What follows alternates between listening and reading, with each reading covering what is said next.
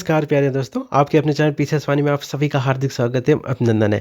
दोस्तों आज 11 जनवरी है। सीटेट के फर्स्ट शिफ्ट का पेपर सफलतापूर्वक संपन्न हो चुका है। उसका एनालिसिस लेकर के हम उपस्थित हैं। आइए देखते हैं, सभी प्रश्नों के उत्तर भी आपको हम बताएंगे। दोस्तों ईवीएस का सेक्शन टफ आ रहा है, ठीक है, कठिन आ रहा है, और बाकी सेक्शन ठीक आ रहे हैं, मॉडरेट आ रहे हैं, पेपर मॉडरेट आ रहा है, ठीक है। संस्कृत में जिन पैसेज प्रश्न पूछा जा रहा है दोस्तों, उनकी अवस्था, संज्ञानात्मक विकास की अवस्था उन्होंने दी थी। और प्रत्यय से दोस्तों प्रश्न पूछे जा रहे हैं। गच्छत प्रत्यय पूछा गया था, कौन सा प्रत्यय है, तो सत प्रत्यय है इसमें। महक, दहक, लहक, लहर, इसकी समालोचना पूछी गई थी। इनमें समालोचना वाला कौन सा शब्द है, ऐसा पूछा गया था। गंगा नदी से एक गद्यांश आया था दोस्तों, ठीक है। और पोयम आई थी दोस्तों, यानी कविता, ये खेती से कोई एक कविता आई थी। भाषा अधिगम से प्रश्न बने हैं हिंदी में। जेंडर असमानता से प्रश्न पूछे गए थे दोस्तों, ठीक है। ये तो आता ही आता, आपको पता है कि जो शिक्षा प्रणाली है वो जेंडर असमानता को नहीं मानती, सबको साथ में लेकर के चलती, समय शिक्षा की बात करती है, ठीक है। अधिगम से प्रश्न बने हैं। जीन पियाजे का से एक प्रश्न बना था कि बच्चा सोचना समझना किस अवस्था में शुरू कर देता है, तो आपको पता है इन्होंने संज्ञानात्मक विकास की 4 अवस्थाएं दी थी। तो दोस्तों इनकी जो लास्ट वाली अवस्था थी ना, औपचारिक संज्ञानात्मक विकास की अवस्था, तो उसमें बच्चा सोचना समझना शुरू कर देता है वो दोस्तों आपकी, ठीक है, चौथी अवस्था थी इनकी। 11 से लेकर के 15 वर्ष तक के बच्चे की किशोरावस्था थी वो, ठीक है।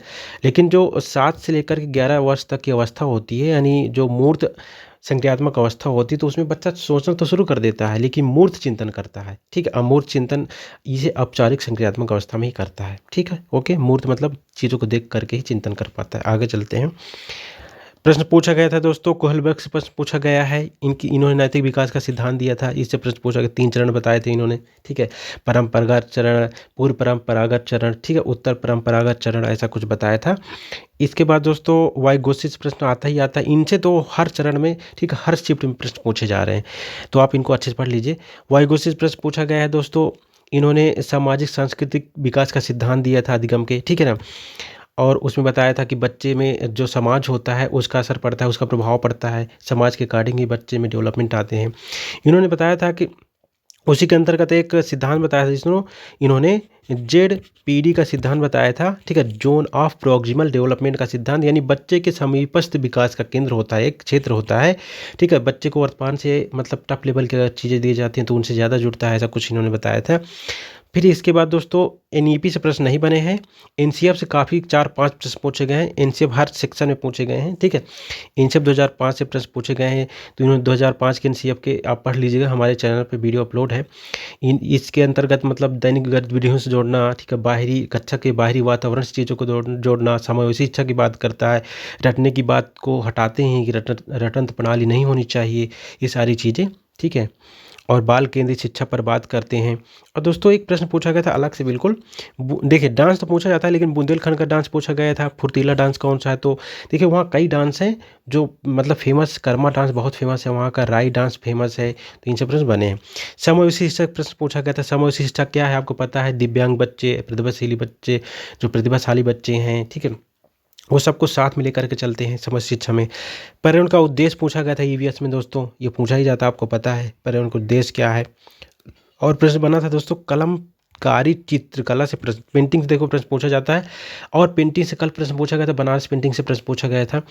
जो दोस्तों कलमकारी चित्रकला जो चित्र ये पेंटिंग है दोस्तों, ये आपकी आंध्र प्रदेश की है, ऐसा प्रश्न पूछा गया था। ट्रेन से प्रश्न पूछा गया था, ये तो पूछा ही जाता है, आपको पता ही है, इसको आप पढ़ लेना है। और जो अलग से प्रश्न आए थे US में दोस्तों, तो वो मतलब साइंस से आए थे, ठीक है ना, बायोलॉजी से प्रश्न पूछे गए हैं। पाश्चुरीकरण से प्रश्न पूछा गया था। पाश्चुरीकरण से दोस्तों प्रश्न ये पूछा गया था कि शायद ये क्या है, ठीक है। तो दोस्तों इसमें क्या किया जाता है ना कि दूध को, ठीक है, दूध को गर्म करके मतलब वही लगभग 70 डिग्री तक दोस्तों दूध को गर्म, 68 से 70 डिग्री तक दूध को गर्म किया जाता है कम तापमान में, ठीक है, जिससे उसके मतलब जो कीटाणु नष्ट हो जाए, ऐसा कुछ है इसमें, ठीक है।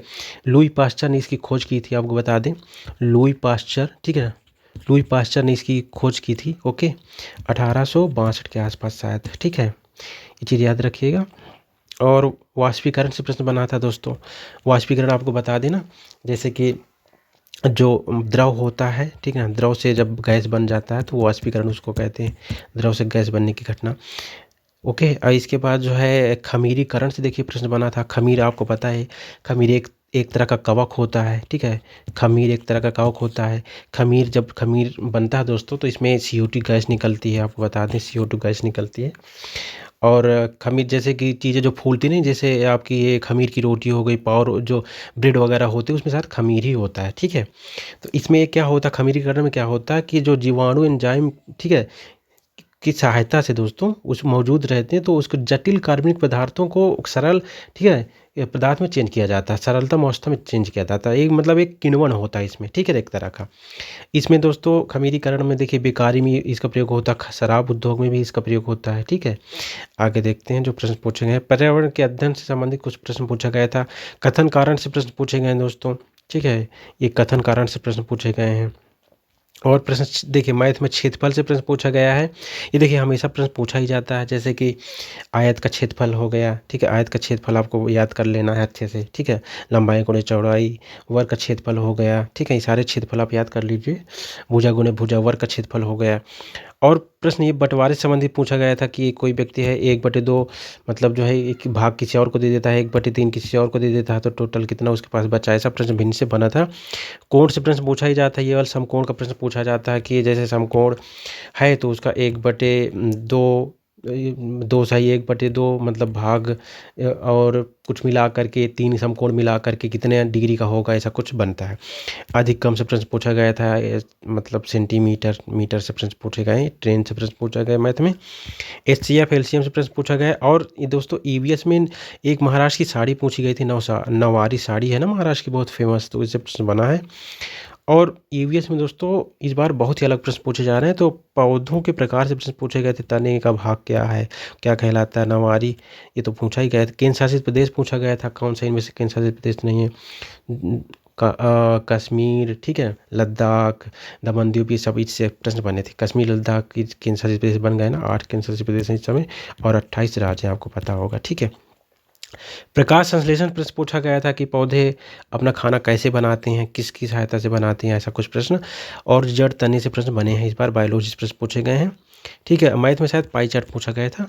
ये सारे प्रश्न पूछे जा रहे हैं दोस्तों। कुछ अलग प्रश्न पूछे जा रहे हैं, तो आपको क्या करना है कि आपको NCERT देखिए आपको पढ़ना ही पड़ेगा। तो EVS में NCERT पढ़ लीजिए। EVS में प्रश्न थोड़ा टफ पूछे गए इस बार, ओके। यानी रिपीटेड प्रश्न नहीं थे, कोई जानवर से प्रश्न नहीं था, ठीक है ना, पक्षी से प्रश्न नहीं था जो हमेशा पूछा जाता है, okay. Thanks for watching this video.